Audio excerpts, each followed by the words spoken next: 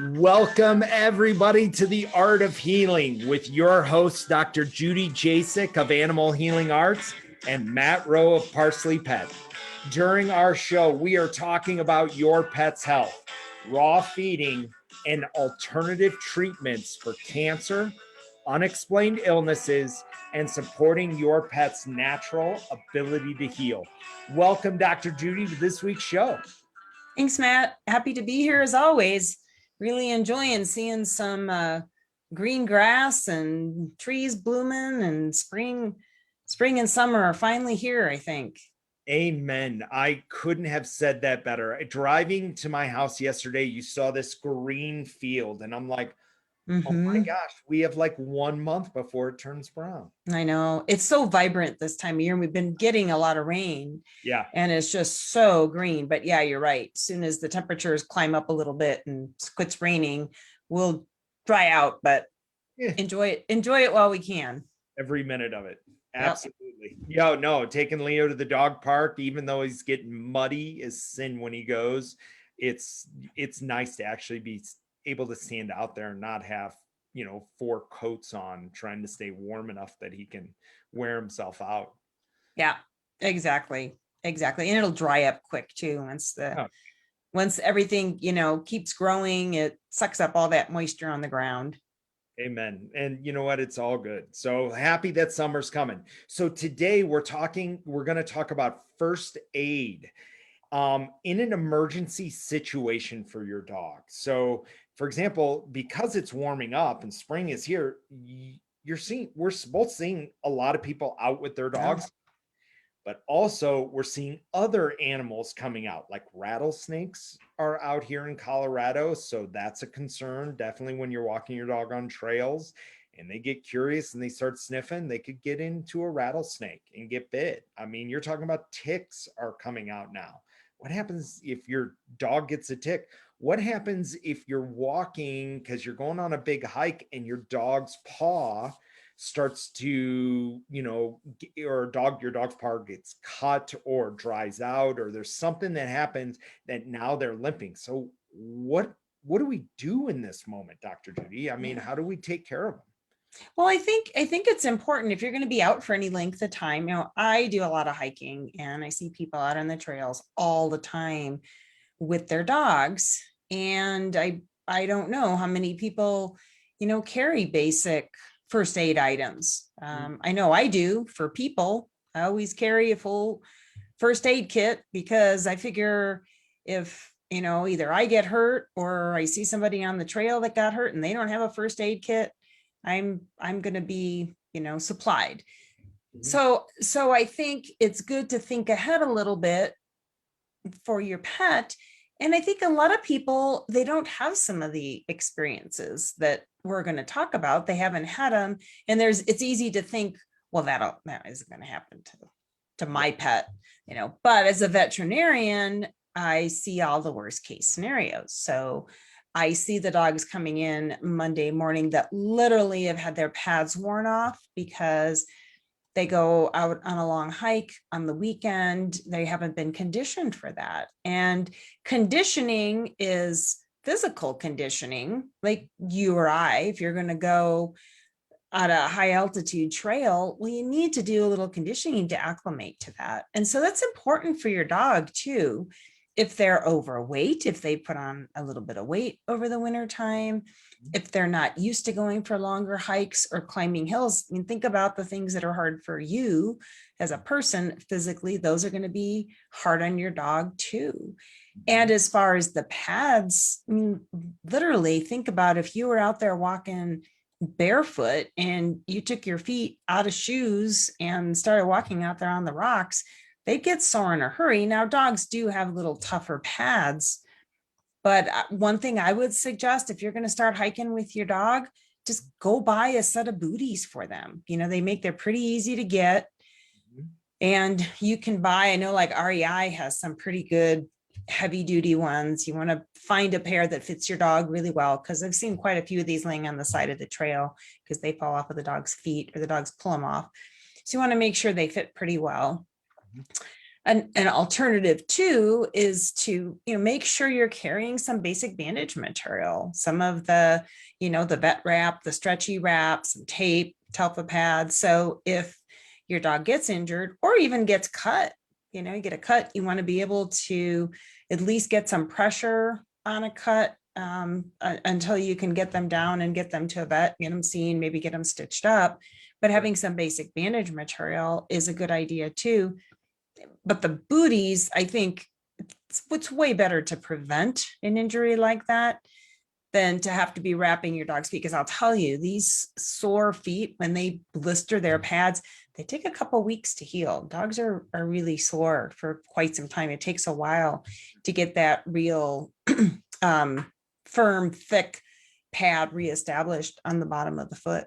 So you were talking about your first aid kit and you started to talk into bandages and stretchy wrap. What is in your first aid kit for, just in case you come upon a dog or something like that? What do you recommend for all the listeners to, put into their first aid kits for them? Yeah, well, so some bandage material, like I was talking about, basic tape, vet wrap, some telfa pads, things you want to be able to secure a bandage on the dog's legs. You want to be able to, even if you have to, tape it to the fur. So that's definitely a good idea. Some sort of first aid cream. Now I like to do things naturally. So a calendula based cream. Calendula is an herb that has really great antibacterial properties and also helps wounds heal. And you can just put that right on a wound. Okay. And it'll actually help with the healing process. Okay. We touched on rattlesnakes. So echinacea, a lot of people are familiar with echinacea as a immune building. You get sick, you go take some echinacea. One of the very first uses for echinacea was to prevent or to counter the toxic effects of the snake bite. So if you actually get some echinacea tincture and you carry that with you, and if you or one of your pets does get bit by a rattlesnake, you definitely want to get them down to medical care as quickly as you can. But you could be a couple hours out depending on where you are. And if you give a couple drops of an echinacea tincture, like every 10 minutes, pretty frequently, pretty frequently, it can help counter the toxic effects of the venom. And snake bites, the severity are going to vary with two main things. One is where in the body your pet gets bit. So dogs, like you said, they have their noses down, they're sniffing around. It's very easy for them to get a bite on the head or the face. And then when those bites swell, it can obstruct the breathing.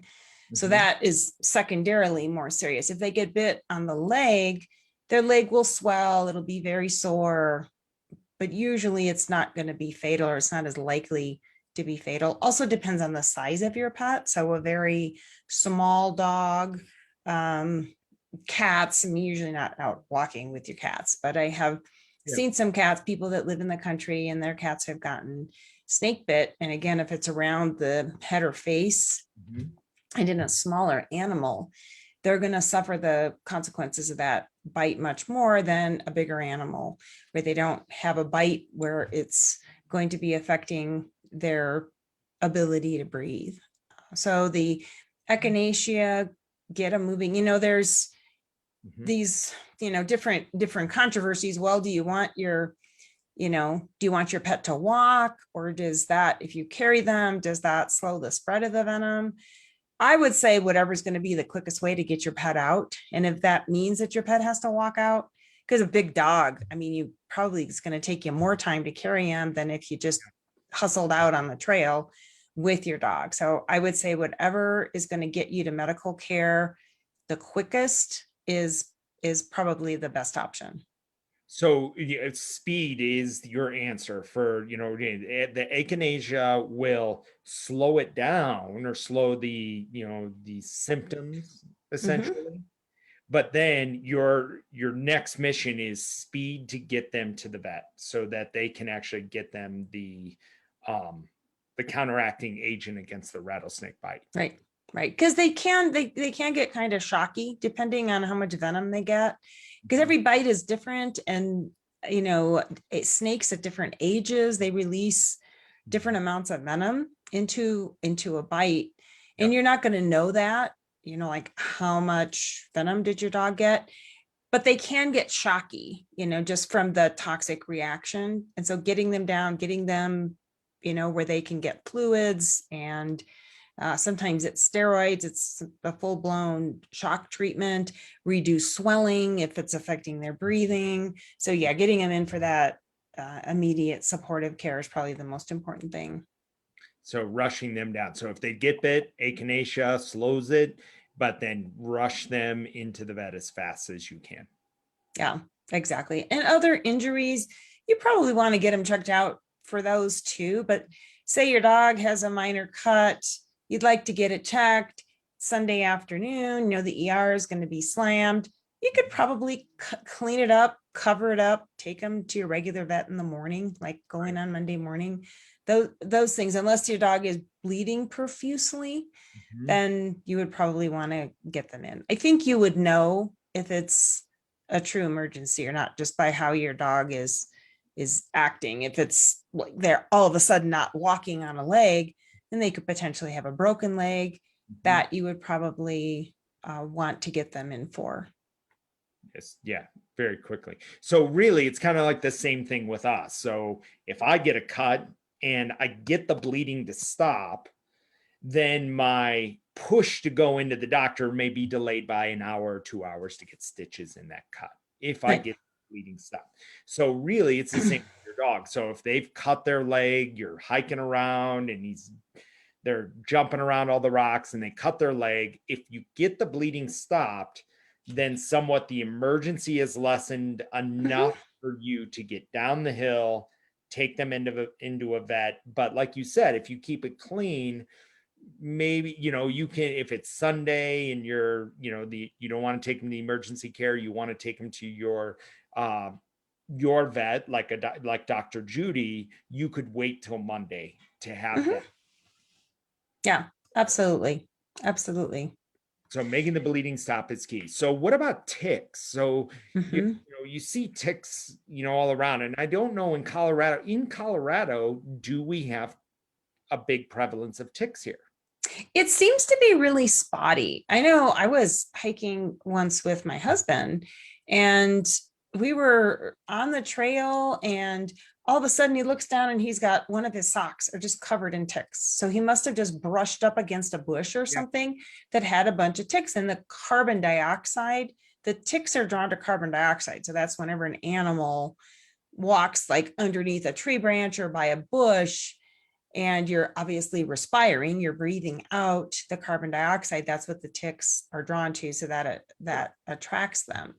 So we do see them, but they're spotty. I spend a lot of time in the mountains, and I don't see ticks very often. Mhm. And I also don't see a lot of tick-borne disease in Colorado. I would say all the cases I've seen of things like Lyme or anaplasma or babesiosis, all these different, even Rocky Mountain spotted fever, don't really see that much here. The cases I've seen of those have been primarily from people that have moved here from other parts of the country or have gone visited in other parts. So the deep woods, the Midwest, the heavily wooded areas, Midwest, back east, where there's more moisture, those seem to be the places where we see more of the, excuse me, where the tick-borne diseases. So I don't see that as a big concern here. However, you could get your dog in for a blood test, probably not immediately. You're not, if you run your dog in the day after you find a tick on it, you're probably not going to pick up any diseases from that tick immediately. I'd maybe wait about a month or so, Okay. or get your dog, if you're up in the mountains a lot, get your dog a blood test. There, you can run a whole tick panel that checks for a variety of different tick-borne diseases, 4 or 5 of them usually, and just get that run at the end of the summer as just as a precaution. If Sure. you if you physically do see a tick on your dog and it's attached, you don't have to do anything fancy. Just grab a tweezers, get it right up, right above the dog's skin, so you're not pinching the dog's skin, and just pull it out. Just pull it out, get it out as best you can. If there's a little body part that gets left there, sometimes there'll be a swelling, a little swelling scabbed area for a few days afterwards. Usually those heal up just fine. You probably just don't want to be taking the ticks back into your house. So check your dogs. You get home, go through their fur, check your dogs. Look for the ticks. They usually attach pretty quickly to, I mean, their whole objective is to get a good meal. So once they're on your dog, they're going to attach and start drinking blood pretty quick. One thing I do recommend as a preventative is get a good essential oil spray. And you can buy these products for people. You can go to the natural grocery stores. You can order them online. I've seen DIY recipes. If you're familiar with essential oils, you can make your own. If you have oils at home, almost all essential oils are going to be a repellent to a certain degree because they don't smell like a person or an animal. But the stronger ones like citronella, eucalyptus, the mints like peppermint, wintergreen, the citrus, orange or lemon, those are all pretty good repellents. So you could just have a little spray when you take your dog out, or even carry it with you, and you can spritz your dog before you leave, and they don't last. Your dog jumps in a beaver pond or runs through a creek, spritz them off again. So that's a good way to prevent that. Okay. So now with the essential oils, you can, there are some brands that you get at the pet store. Do you believe in those brands that are out there at pet stores when they talk about essential oil like tick and flea spray and that type of stuff? Because that's what I give, Leo, instead of giving him like was that Frontline or like another chemical based one, which you and I both know the harm that can cause. So really coming after the essential oils, but if I get it from my pet store, is it something that is viable? I would make sure it's a reputable company. I think the one thing that you might run into in the commercial sprays is they're just pretty dilute. They can say, well, they have these essential oils in, but if they're they are going to probably be mostly water. Do they have enough essential oil in to actually act as a repellent? So you could start with the basic spray. You'll have the nice little handy bottle, maybe add a little extra essential oil to it just to make it a little bit stronger. Sure. And that's not going to harm. And so basically spray it on their fur before you go hike, massage it in. Do you ever rub it into their fur when you take your puppies out? Yep. Yeah, absolutely. You could rub it in the fur. I've seen people use diatomaceous earth, rub that into their fur. Diatomaceous earth is a finely ground, it's a silica type compound. So if insects eat it, it actually cuts up their insides, and so they don't survive, but it doesn't hurt pets or humans. It's safe enough. They do make a food grade. You want to get a food grade product. I have seen people work that into their dog's fur, especially if you're going to be traveling somewhere where there might be fleas and you really don't want those fleas hanging around. If you did a combination of the essential oils and the diatomaceous earth, that might help, especially for those. And the essential oil sprays also repel mosquitoes. So you have less concern about your heartworm preventative. If you're doing something that's designed as a repellent that'll keep the mosquitoes off your dog, then the risk of heartworm is much lower. Okay. What other concerns do you have when you go for a hike and let's say you come upon a dog and, being a doctor, you're taking a look. I would imagine every dog you come upon, you're looking at it from a different lens than I would. What kind of things do you look for when you're, in regards to the dog being overheated? Are they laboring, or is there something with it, stuff that you notice when you're out on a hike? Yeah, so dogs don't tend to push themselves beyond where they're comfortable a lot of times. So sometimes I'll see a dog laying in the shade panting and just not wanting to move.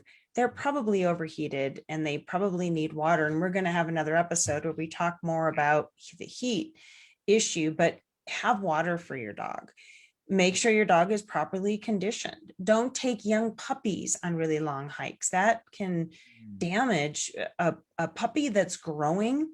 Those growth plates are still growing. The growth plates are not closed yet. And you take them on a really long hike, they can really damage those developing bones and joints. So you want to be really careful. And when your dog says, I've had enough, I don't want to go any further, you need to listen to that. Yeah. Or, look for trails where there's a lot of water, that they follow a creek. That's pretty easy to find here in Colorado. You find a trail that either has a lot of creek crossings or it follows a creek. If you're going later in the summer, make sure the creek is still running, because as long as your dog can get in and get wet, they will stay cool. They can get a drink and stay cool. Or be sure you are carrying enough water for both yourself and your dog. A big dog will drink quite a bit during a hike. The water on hikes too, I just thought I'd mention this because I get this question a lot, is generally pretty safe. I actually don't see very many dogs come down with things like giardia or other parasites or microorganisms from being in the mountain creeks. I really just don't see it. I think if dogs are kept healthy with good diets and all this stuff we talk about on the show, that they're not as likely to pick up these organisms. Their immune system is going to be able to eliminate them. But for as many patients as I have that go to the mountains frequently, I see very little giardia. It's usually if I see giardia, it's usually in young puppies that come from some other part of the country or some situation where they were exposed to it. I really don't see a lot of diseases. So don't be concerned about your dog eating the water from beaver ponds or creeks or laying in the creeks. It's much more important that they stay hydrated and have an opportunity to cool off. Okay, so it's okay. And that was going to be my question is, are there concerns of giardia with your dog that's out there? Because you'll see pet parents, well, they'll be like, don't drink that, or they'll, try to shy them away. But you're saying at that point, if they need a drink, it's okay. They're not gonna really, they're gonna be less applicable of actually picking up any illness or bacteria from that water. Right. Absolutely. Much more important that they stay hydrated. Yeah. What about treats when you go out? And I know we're coming to the end of this, but I figured That's a great question, because we take snacks for people, right? You want to take something for dogs. So a great trail snack would be to get one of the foods, like you buy a dog food that is dehydrated or freeze dried. So these are fresh food products that are just dried. They're basically like jerky, but they're a complete meal. So your dog is getting a lot of good nutrition. They're burning a lot of energy out there. And you want to carry something that's dried so that it's lightweight. You can even make your dog carry, they make these little doggy backpacks where the dogs can carry their own treats. Yep. And they're lightweight. So you can put some of that in there. Much, much better than any type of biscuit type treat, which we don't recommend anyway, because they have all the processed carbohydrates in them. Do something that's meat based. And if you get one of these dehydrated or freeze dried food products, they're all nutritionally balanced. So your dog's getting a really great energy boost out there on the trail. Awesome. That, it makes a really good point, because they do sell those little dehydrated pucks or patties when you go to the pet store, and you can get them. I think Stellan Chewy's makes a line of it, and there's a bunch of other brands, which is a raw pet food, but they're little dehydrated chunks.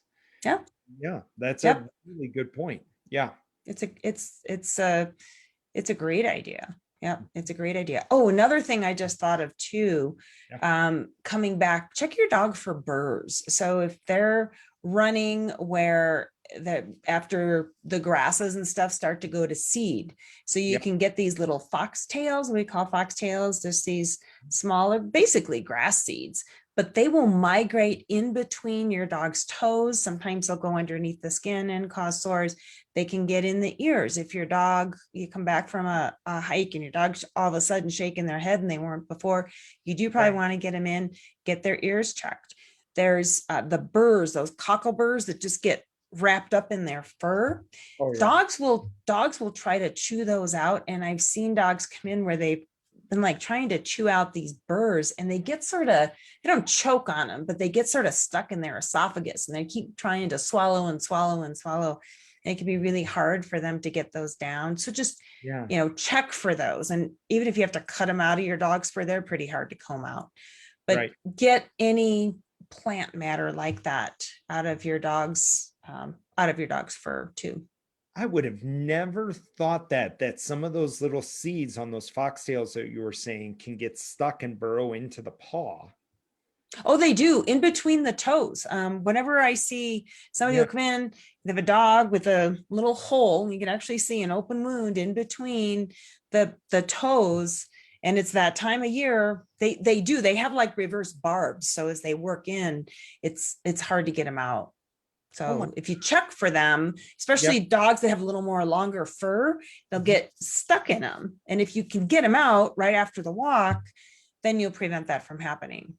Do you But ever yeah, bring a brush with you? So like when you're back at the car, kind of brush them out a little bit?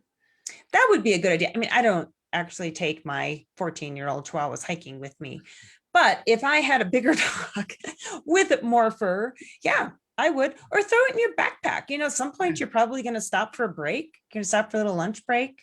You know, just go through. That's a good time to get in the habit of just checking your dog over. Yeah. Give them a brush, check their paws, make sure they're getting enough water, make sure there's no bites, no ticks, no, other type of ailments on them. And just, like yourself, I mean, you're protecting your feet, you're protecting your hands, and you're taking care of yourself as you hike. So now your best hiking companion that you're going to take with you, take care of them too.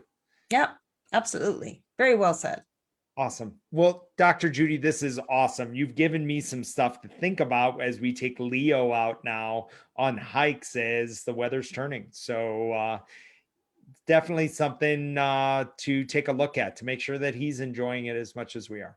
Yeah. And, one other thing, because this is one of my sort of pet peeves, have your dog under control. I think there's very few dogs that will be 100% on voice command. And I think if you're going to have your dog out there on the trails, I know it's nice to let him run off leash and get some, off leash time if there's nobody around, and that's great. But, be aware that there's people with other dogs that may not be so friendly, small children that can be knocked down, people that just don't appreciate having a dog come and jump on them on the trail. So be courteous of other people, keep your dogs under control, and pick up the poop. It's another big pet peeve of mine.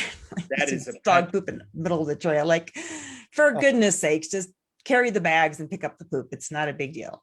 Just prepare. Just be prepared, right? First Your dog's going to poop. I can guarantee you your dog's going to poop on that walk. So have some bags. 100%. And especially since you're feeding them these nice little raw patties, Right.